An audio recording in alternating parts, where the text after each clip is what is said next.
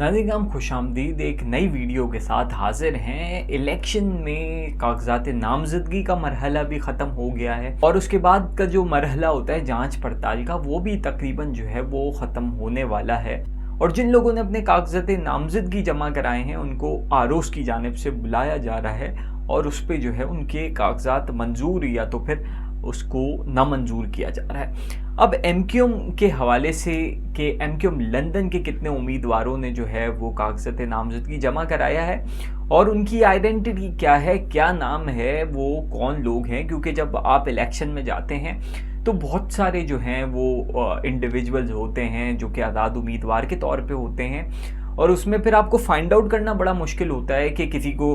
For example चुड़िया का निशान मिल गया, किसी को बाल्टी मिल गया, किसी को कुछ कैप मिल गया, किसी को बोतल मिल गया।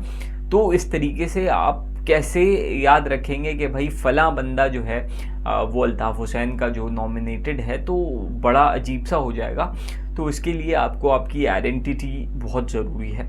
तो अभी जो ख़बरें आ रही हैं वो ये हैं कि वफ़ा परस्त ग्रुप के नाम से जो है ये इलेक्शन में उतरा जाएगा। इससे पहले भी एमक्यूएम इस नाम से, हक परस्त नाम से उतरी थी जब महाजिर कौमी मूवमेंट पे पाबंदी लगी थी एमक्यूएम पे, और जब वो इलेक्शन में आई थी तो हक परस्त ग्रुप के नाम से एमक्यूएम आई थी। तो अब जो अल्ताफ़ हुसैन साहब जो सोच रहे हैं, उनका ग्रुप जो सोच रहा है कि वफ़ा परस्तों के नाम से जो है वो इलेक्शन में आया जाए। लेकिन बड़ा अजीब सा मरहला होगा ये, क्योंकि आप नाम दे भी दें, फहरिस्तें आ जाएं और उसके बाद जो है, क्योंकि एमक्यूएम पे पाबंदी है यहाँ पे अमली तौर पे, एमक्यूएम लंदन जो है वो पाकिस्तान में मौजूद नहीं है क्योंकि रियासत के साथ अल्ताफ़ हुसैन साहब के कुछ मसाइल हैं और जब तक वो हल नहीं होते, जब उम्मीदवार आपको जानेंगे ही नहीं तो वोट किसको देंगे। और एक और भी चीज़ है कि ये एक स्ट्रैटेजी हो सकती है अल्ताफ़ हुसैन साहब की तरफ से, क्योंकि वो कभी भी अपनी मुट्ठी को जो है वो खोलेंगे नहीं और अपने पत्ते शो नहीं करेंगे। आज जितने भी लोग जो पॉलिटिक्स कर रहे हैं वो उसी एकेडमी से सीखे हैं जिसके बानी और कायद जो हैं वो अल्ताफ़ हुसैन थे। और सिर्फ ये भरम ही काफ़ी होता है कि बाइकआउट बाइकआउट बाइकआउट। और अगर अल्ताफ़ हुसैन साहब जो है उनके उम्मीदवार इस इलेक्शन में आते हैं और कहीं से 3000 वोट पड़े, कहीं से 4000 वोट पड़े, और बड़ी मायूसी होगी। और वो फिर जो उनका एक कहना है कि भाई अगर मैं बाइकआउट कह दूं तो फिर वोट डालने इतने लोग नहीं आते, और वो फैक्टर जो है वो नुमाया नज़र आता है मेरे बाइकआउट का, तो वो फिर जो है अब वो एक्सपोज हो जाएगा। और अगर अल्ताफ़ हुसैन साहब के उम्मीदवार जीतते हैं यहाँ पे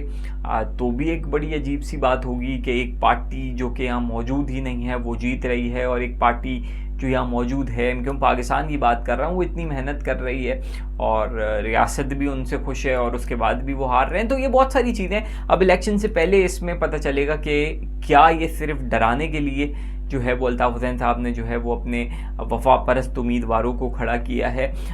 क्या कोई डील करना चाह रहे हैं, या सिर्फ एक होता है ना कि रेलेवेंट रहें कि थोड़े दिन जब तक इलेक्शंस हैं तो वो कराची की पॉलिटिक्स में इन रहना चाह रहे हों, या तो फिर महज सिर्फ एमक्यूएम पाकिस्तान को परेशान करने के लिए कि अल्ताफ़ हुसैन फैक्टर ना आ जाए, इससे पीपल्स पार्टी को फ़ायदा ना हो जाए। तो ये बहुत सारी चीज़ें हैं, इन पे क्लैरिटी नहीं आएगी जब तक जाहिर सी बात है इलेक्शन नहीं हो जाते। तो अभी तक जो खबरें हैं वो यही हैं। और बहुत सारे PTI के भी जो लोग हैं, जैसे फिरदौस शमीम नकवी हैं, उन्होंने अपने कागजात नामजदगी जो हैं वो जमा कराएं, लेकिन आज़ाद उम्मीदवार के तौर पर। एक MPA थे अजीज़ जी, वो मेरे ख्याल से गालिबन आमिर लियाकत जब MNA थे उनके साथ थे, उसके बाद महमूद मौलवी के साथ थे, तो उन्होंने भी आज़ाद उम्मीदवार के तौर पे जो है वो अपने कागजात नामजदगी जमा कराए। तो बहुत सारे पॉलिटिकल पार्टीज़ जिन को इजाज़त नहीं है वो आज़ाद उम्मीदवार के तौर पे अपने कागजात नामजदगी जमा करा रहे हैं। लेकिन कराची जैसे शहर में यहाँ पे जो है वो आज़ाद उम्मीदवारों का जीतना जो है वो बहुत मुश्किल है, क्योंकि पॉलिटिकल अवेयरनेस बहुत ज़्यादा है, लोग जानते हैं, और किसी भी अननोन बंदे को इस तरीके से जो है जितनी भी उसके पीछे बैकिंग हो, सपोर्ट हो, और अल्ताफ़ हुसैन का फैक्टर भी जब नुमाया होगा, जब सामने आएगा कि जब वो ऐलान करें और क्या उनके नुमाइंदों को यहाँ से इजाज़त मिलती है। तो ये बहुत सारे फैक्टर्स जो हैं जिन पे अनसर्टनिटी यकीनन रहेगी जब तक इलेक्शन हो नहीं जाते, और उसके बाद ही पता चलेगा कि ये ऊँट जो है वो किस करवट बैठता है।